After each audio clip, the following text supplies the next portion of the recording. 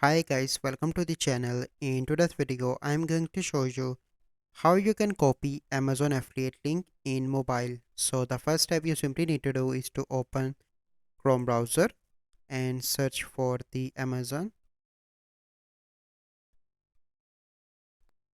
and you need to sign up, or you can, if you have an account, you simply need to log in into your account. Click on three dots and click on desktop site, and then you need to select any random product. So I'm going to select this one for example.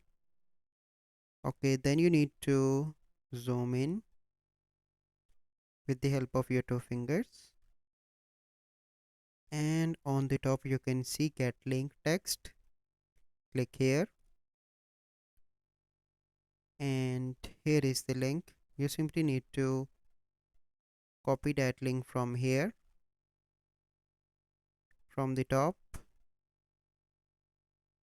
and let me show you. Click on get link.